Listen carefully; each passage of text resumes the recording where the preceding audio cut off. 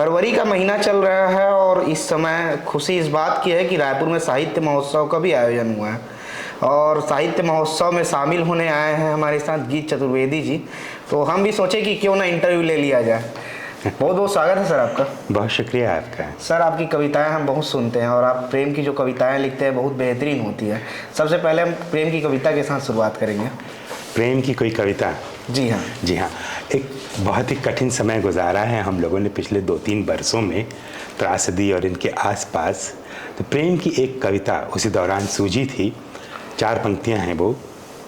जब मुश्किल समय आए सब कुछ बेकाबू हो जाए, जब मुश्किल समय आए सब कुछ बेकाबू हो जाए, उससे थोड़ा और प्रेम करना जिससे अब तक तुम करते आए, जिससे अब तक तुम करते आए। सर प्रेम हुआ है आपको? अरे बिल्कुल हुआ है, बल्कि प्रेम तो मेरा उस लड़की के साथ हुआ जो दूसरी कक्षा से मेरे साथ पढ़ती थी और जान पहचान जो है दूसरी तीसरी कक्षा थी। 5वीं कक्षा तक आते आते थोड़ी मित्रता हो गई और 5वीं कक्षा से लेकर के 16 साल की उम्र तक कभी लड़ाई होती, कभी झगड़ा होता, कभी विवाद होता। 16 साल की उम्र में आकर के ये एहसास हुआ कि इनके साथ तो मेरा प्रेम है। और मज़े की बात है कि बाकी सब लोगों को ये पहले से पता था कि इन दोनों के बीच कोई ना कोई प्रेम जैसा अनुभूति ज़रूर है, सिर्फ हम ही दोनों को सबसे बाद में ये बात महसूस हुई। तो प्रेम तो 16 की उम्र में ही हो गया था और जिस लड़की के साथ प्रेम हुआ बचपन की उस सहेली के साथ, उसी के साथ मैंने शादी की और फिर आज तक वही मेरे साथ निभा रही हैं मेरा साथ। प्रेम का अनुभव कैसा रहा आपका? आपके सवाल सुन के मुझे याद आ गया, राकेश शर्मा अंतरिक्ष में गए थे, नीचे से इंदिरा गांधी ने पूछा ऊपर से भारत कैसा लग रहा है? राकेश शर्मा ने कहा सारे जहां से अच्छा। तो प्रेम का ये अनुभव मुझे कैसा रहा? तो दुनिया की सारी अनुभूतियों से अच्छी। पूरी दुनिया एक तरफ, प्रेम का अनुभव एक तरफ, फिर भी तराजू में प्रेम भारी पड़ेगा। आप मानते हैं प्रेम के बाद कविता लिखी जाती है? प्रेम अपने आप में एक कविता है। प्रेम जिसने कर लिया उसे कविता की बहुत ज़्यादा ज़रूरत नहीं होती। प्रेम और कविता का बहुत गहरा संबंध माना जाता है, लेकिन प्रेम और कविता का वैसा संबंध नहीं है। सारे प्रेमी कविता नहीं लिखते हैं और कविता लिखने वाले सारे लोग प्यार नहीं कर पाते हैं। प्रेम हमारे भीतर एक ज्योति को जागृत कर देता है। कुछ लोग उस ज्योति के प्रकाश में दुनिया को देखना शुरू करते हैं और तब कहीं ना कहीं कविता लिखना शुरू करते हैं। तो ये कुछ लोगों के साथ ऐसा होता है। साकिब लखनवी का एक शेर याद आता है मुझे कि दिल के किस्से कहाँ नहीं होते, दिल के किस्से कहाँ नहीं होते, मगर वो सबसे बयां नहीं होते। तो बात यही है, प्यार सब करते हैं लेकिन उसको बयान करने के लिए जिस कलात्मकता की ज़रूरत होती है वो रियाज के साथ या कुछ नैसर्गिकता के साथ ही आती है। आप एक कवि हैं, कथाकार हैं और दोनों में सिद्धस्त हैं आप। जी। कैसे दोनों इतना सिद्धस्त कैसे हो सकते हैं आप? मैंने अपनी लेखन की शुरुआत जो है गद्य से की थी, लेकिन कविता बाद में करने लगा मैं। और मेरे लिए ऐसा है कि जो भी कुछ मैं लिखता हूँ उसके भीतर कविता है, क्योंकि मेरा ऐसा मानना है कि इस संसार की हर चीज़, चाहे वो कला हो चाहे वो साहित्य हो, उसकी आत्मा कविता है। और मैं अपने लिए कभी कभी एक रूपक सोचता हूँ कि मैं एक ऐसी लड़की हूँ जिसका 302 नंबर फ्लैट में मायका है और 303 नंबर फ्लैट में ससुराल है। तो गद्य मेरा मायका है, कविता मेरी ससुराल है। कभी मैं गद्य से निकल के पद्य में आता हूँ, कभी पद्य से निकल के गद्य में आता हूँ और एक दिन ये भूल जाता हूँ कि दरअसल इसमें से मेरा असली घर कौन सा था। तो ये स्थिति है। आधुनिक कविता का दौर चल रहा है, इसे आप कैसे देखते हैं? आधुनिक कविता का दौर, ये तो बहुत सुंदर दौर है। कविता को जो है वो निराला जी ने कविता को जिस तरह से छंद मुक्त किया था, फिर वो मुक्त छंद हुई और सारे बंधन तोड़ दिए उन्होंने, अभिव्यक्ति के सारे बंधन टूटने लगे। कविता कहीं न कहीं मेरी नज़र में कविता का और विकास हुआ है। कविता और अपनी भाषा, अपने तेवर के और ज़्यादा करीब हुई है। गद्य में एक विशिष्ट किस्म के काव्य की रचना हुई है, रचना संभव हुई है। तो मेरा ये भी कहना है कि गद्य की ये जो कविता है ये हमारी भारतीय परंपरा का पुरातन अंग है। जैसे पूरा ऋग्वेद जो है वो काव्य में रचा गया था, लेकिन उसके बाद जो अथर्ववेद है वो गद्य में रचा गया था। यानी गद्य में काव्य लिखने की जो प्रवृत्ति है वो हजारों साल पुरानी है। उसी परंपरा का वाहन हम लोग कर रहे हैं एक नए तरीके से गद्य में कविता का आविष्कार करना। हेराल्ड ब्लूम एक जो अमेरिका के बहुत बड़े आलोचक थे और 20वीं सदी के सबसे बड़े साहित्य आलोचकों में उनका स्थान माना जाता है, वो एक बहुत सुंदर बात कहते थे कि 20वीं सदी की सबसे सुंदर कविता गद्य में लिखी गई है। तो ये कविता का विकास है, कविता का विस्तार है। आप बहुत कम उम्र में कविता और कहानी लिखना शुरू किए थे, इसकी शुरुआत कैसे हुई थी कि हाँ चलिए कहानी लिखना शुरू की जाए? क्या कि अधिकांश देखा जाता है कविताएं तब लिखी जाती हैं, आज के जो युवा लिखते हैं या तो प्रेम होता है तो लिखी जाती है या प्रेम जब छूट जाता है तो लिखी जाती है। अच्छा, मेरे साथ प्रेम का ऐसा कोई सीधा सीधा रिश्ता नहीं था। कविताएं जो मेरी पहली कहानी छपी थी 13 साल की उम्र में छपी थी, बच्चों की कहानी थी, बच्चों की पत्रिका टिंकल में छपी थी और वो कहानी जो है मैंने अपनी बहन की प्रेरणा से लिखी थी। और उसके बाद उसके छपने के बाद जो है भाषा के साथ मेरा एक प्रेम, एक अनुराग, एक स्नेहासक्ति वो बढ़ती चली गई थी। मुझे ऐसा लगा कि भाषा जो है वो मेरी मुक्ति का मार्ग हो सकता है। भाषा मेरी त्वचा है। जैसे कोई गलत भाषा बोलता है तो मुझे दर्द होता है, वो दर्द वैसे ही होता है जैसे कोई मेरी त्वचा पे सुई चुभो देता हो। तो भाषा का त्वचा होने की ये अनुभूति जो है उसने मुझे लिखे हुए शब्दों के प्रेम में डाला। और कविता भाषा ही नहीं, कला की सर्वोत्कृष्ट अभिव्यक्ति है। तो जाहिर सी बात है कि अपनी अभिव्यक्ति की तलाश में, अपनी आवाज़ की तलाश में मैं कविता तक बढ़ा। आप पत्रकार रहे हैं, इस पर मैं जोर दूंगा ताकि पत्रकारिता से मैं भी जुड़ा हुआ हूँ जी। पत्रकारिता के बाद आप इस फील्ड में आ गए, क्या कारण था और पत्रकारिता का क्या अनुभव रहा आपका? मैं पत्रकारिता से पहले ही साहित्य से जुड़ा हुआ था। साहित्य तो मैं 17 साल की उम्र से कर रहा हूँ। 17 साल की उम्र में मेरी पहली कविता छप गई थी और उसके बाद मेरी बहुत सारी कविताएं छपी। नौकरी मैंने बाद में की, पत्रकारिता की। मैं एक ऐसी नौकरी अपने लिए चाहता था जो मेरे लिखने पढ़ने के शौक़ को, लिखने पढ़ने की आदत को बढ़ावा दे सके, लिखने पढ़ने में मदद कर सके।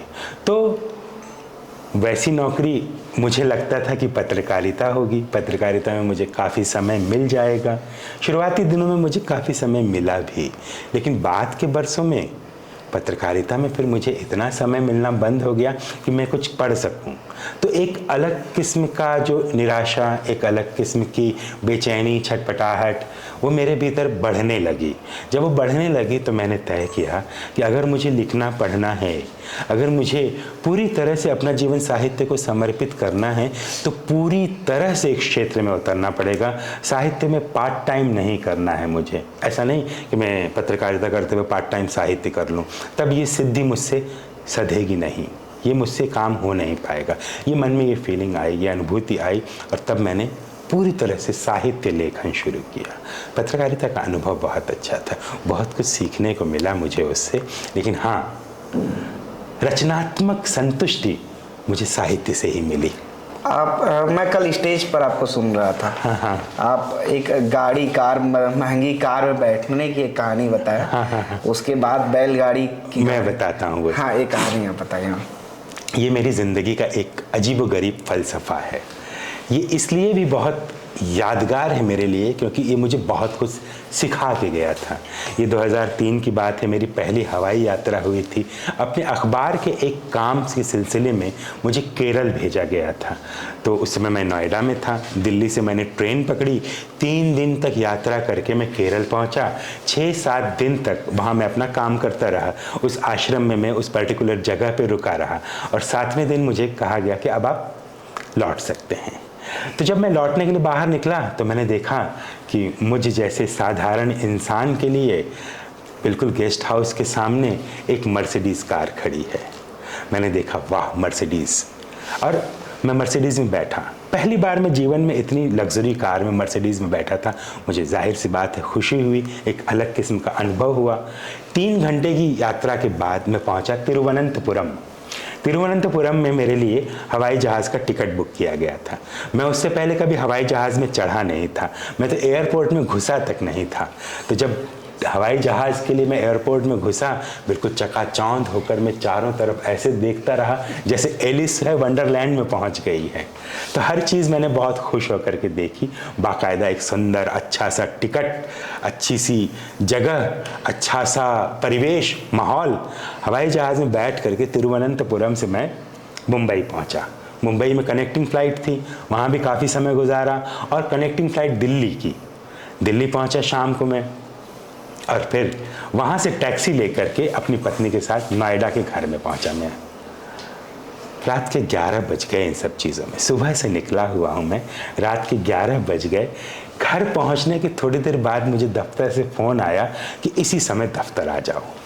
और मुझे लेने के लिए कोई गाड़ी नहीं थी उनके पास, कुछ इंतज़ाम नहीं होगा या जो भी कुछ।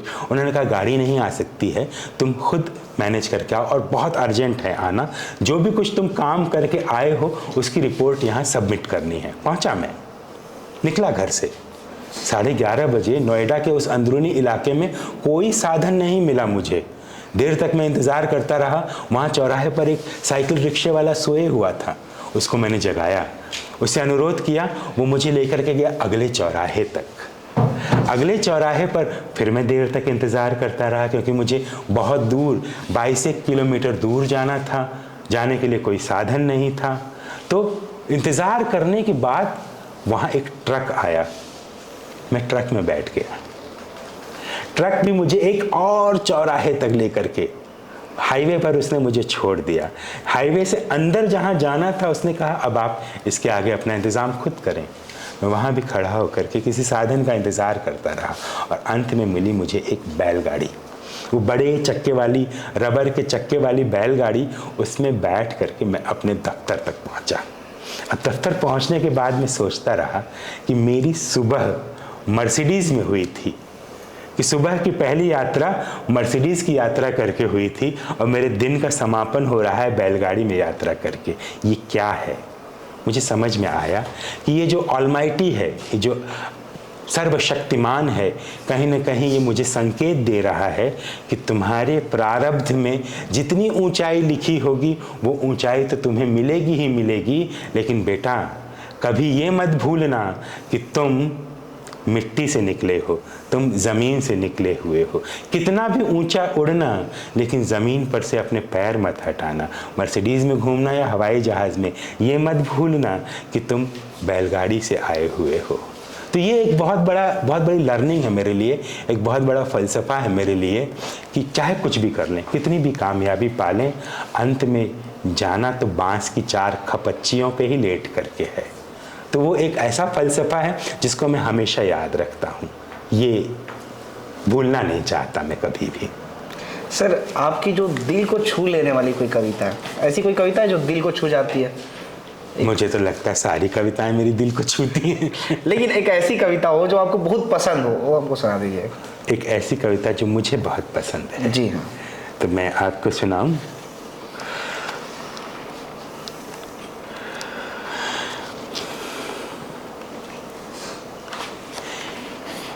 कितनी ही पीड़ाएं हैं जिनके लिए कोई ध्वनि नहीं, ऐसी भी होती है स्थिरता जो हूबहू किसी दृश्य में बंधती नहीं। कितनी ही पीड़ाएं हैं जिनके लिए कोई ध्वनि नहीं, ऐसी भी होती है स्थिरता जो हूबहू किसी दृश्य में बंधती नहीं। ओस से निकलती है सुबह, मन को गीला करने की जिम्मेदारी उस पे है। शाम झांकती है बारिश से, बचे खुचे को भिगो जाती है। धूप धीरे धीरे जमा होती है कमीज और पीठ के बीच की जगह में, रह रह के झुलसाती है। माथा चूमना किसी की आत्मा चूमने जैसा है। माथा चूमना किसी की आत्मा चूमने जैसा है। कौन देख पाता है आत्मा के गालों को सुर्ख होते। दुख के लिए हमेशा तर्क तलाशना एक खराब किस्म की कठोरता है। दुख के लिए हमेशा तर्क तलाशना एक खराब किस्म की कठोरता है। आपकी कविता तो बेहतरीन है। और सवाल रहेगा, हाँ। छंद युक्त से छंद मुक्त की यात्रा कैसी है ये? चाहे छंद हो, चाहे छंद से मुक्त हो, चाहे छंद से युक्त हो, कविता हमेशा कविता होती है। पाणिनि एक बात कहा करते थे, उनके किसी एक शिष्यों द्वारा जो संकलित उनके वचन है उसमें कहीं है ये बात कि भाषा का हर शब्द छंद है, यानी भाषा का हर शब्द अपने आप में कविता है। तो यदि आप शब्दों के सहारे कविता बुन रहे हैं तो आपको किसी अलग छंद की ज़रूरत ही नहीं है, हर शब्द अपने आप में छंद है। तो छंद मुक्त, छंद युक्त, ये तो सारे बाहरी आवरण हैं, कपड़े हैं। छंद क्या है? कविता का वस्त्र है। भाषा क्या है? कविता का आवरण है। कविता आत्मा में वास करती है, तो कविता होनी चाहिए, चाहे कहीं भी हो, छंद युक्त में हो, छंद मुक्त में हो। तो ये मेरी बिल्कुल स्पष्ट मान्यता है। मैं आधी समझी गई पंक्ति हूँ, हाँ। अभी आधा काम बाकी है, इससे आपका क्या तात्पर्य है? ऐसा आप काहे कहते हैं? लेखक को मिला हुआ एक बहुत बड़ा अभिशाप ये होता है कि उसको कभी पूरी तरह समझा नहीं जाता है। लेखक और समाज के बीच बिंब और प्रतिबिंब का रिश्ता होता है। समझिए एक आईने के सामने लेखक खड़ा है, आईना समाज का है। कई बार लेखक को उसमें अपना चेहरा दिखाई ही नहीं देता। आप ऐसा समझिए कि आप आईने के सामने खड़े हैं, आप तो खड़े हैं लेकिन आईने के अंदर कोई बिंब नहीं है, आईना खाली है, बिल्कुल पूरी तरह से खाली है। तो ये आधा समझा गया, क्योंकि आधा तो आप आईने के इस तरफ हैं, आधा आईने के उस तरफ हैं। तो लेखक को पूरी तरह समझना दरअसल कई बार संभव नहीं होता, या लोग नहीं समझते हैं, या लेखक को पता होता है कि जो बात मैंने कही है बस वो आधी ही समझी गई है। कहीं ना कहीं उस अनुभूति को शब्द देने की कोशिश की थी मैंने। सर, आपको काफ़ी लोग पढ़ते हैं, आपको लोग सुनते हैं, आप किसको पढ़ते हैं, आप किसको सुनते हैं? अरे मेरे प्रिय लेखकों की सूची बहुत लंबी है, और इतनी लंबी है कि कई बार नाम लेते लेते ही जो मैं थक जाता हूँ, हाँफने लग जाता हूँ। लेकिन फिर भी एक सूची मैं आपको छोटी सी बताता हूँ जो मेरे प्रिय लेखक हैं, और वो बहुत पहले से लेकर के अब तक। वेदव्यास से शुरुआत करता हूँ मैं। वेदव्यास की महाभारत मुझे बहुत पसंद है, दुनिया की सबसे सुंदर किताबों में से एक है महाभारत। वेदव्यास, कालिदास, यूरोप से होमर, दांते, फिर भारत से कबीर और तुलसी, फिर भारत से ही मीर और गालिब, फिर हिंदी से जयशंकर प्रसाद, मुक्तिबोध, सूर्यकांत त्रिपाठी निराला, रघुवीर सहाय, कुंवर नारायण, विष्णु खरे। ये मेरे प्रिय हैं। अंग्रेज़ी या दूसरी भाषाओं में, विदेशी भाषाओं में मुझे जो बहुत प्रिय हैं वो हैं पाब्लो नेरूदा, जर्मन भाषा से राइनर मारिया रिल्के, स्पेनिश भाषा से होर्हे लुइस बोरहेस, ये सारे कवियों के रूप में। बोरहेस तो मुझे गद्यकार के रूप में भी बहुत पसंद हैं। गद्यकार में अंग्रेज़ी भाषी जेम्स जॉयस, जर्मन से फ्रांस काफ्का, फ्रेंच से मार्सेल प्रूस्त और अल्बेयर कामू, ये दोनों फ्रेंच भाषा से हैं। स्पेनिश से गाब्रियल गार्सिया मार्केस और कोएट्ज़ी, अंग्रेज़ी भाषा से जेएम कोएट्ज़ी। ये मेरे प्रिय लेखक हैं जिन्हें मैं बार बार लौट करके पढ़ता हूँ। मेरे मन के अंदर कभी भी संदेह पैदा होता है साहित्य के बारे में, समाज और साहित्य के रिश्तों के बारे में, तो मैं इन्हीं लेखकों को रेफ़र करता हूँ, इनसे सीखता हूँ मैं।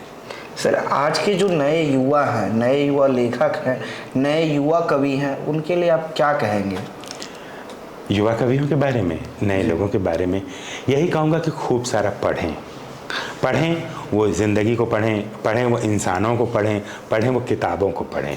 इन तीनों को पढ़ना बहुत ज़रूरी है। उसके बाद लिखना बंद ना करें। अच्छा लिखने की बुनियादी शर्त ये है कि आप अपने आप को बुरा लिखने की छूट दें। तो जितना बुरा लिखेंगे कम से कम आप प्रयास तो करेंगे, बाद में अपने आप को सुधारते रहेंगे। सुधारने के लिए आप किताबें पढ़िए, अध्ययन करिए। एक और चीज़ मैं ज़्यादातर बोलता हूँ वो ये कि आपके आसपास बहुत सारे बुज़ुर्ग रहते हैं। कोई ज़रूरी नहीं है कि वो बुज़ुर्ग कवि हों या लेखक हों, हो सकता है वो साधारण लोग हों, लेकिन उन्होंने इतनी ज़िंदगी देखी होती है कि उनके पास अनगिनत किस्से होते हैं। तो आप उन बुज़ुर्गों के पास जाइए, उनके एकांत को दूर कीजिए, उनसे किस्से सुनिए, कहानियाँ सुनिए। वो कवि नहीं हैं, उनके पास बहुत अच्छी भाषा नहीं होती है, लेकिन जब आप उनके किस्सों को सुनेंगे और अपनी भाषा में अभिव्यक्त करने की कोशिश करेंगे तो आप पाएंगे उनके द्वारा कहा गया हर एक शब्द आपके हृदय की भूमि में बीज की तरह अंकुरित हो रहा है। तो ये एक बहुत सुंदर तरीका होता है अपने आप को उस पीढ़ी के साथ जोड़ करके अपनी रचनात्मकता को उर्वर बनाने का। तो हमारे साथ गीत चतुर्वेदी जी थे, जो एक कवि हैं, लेखक हैं, कथाकार हैं और अपने जीवन में पत्रकारिता का एक अच्छा अनुभव भी हासिल किए हैं।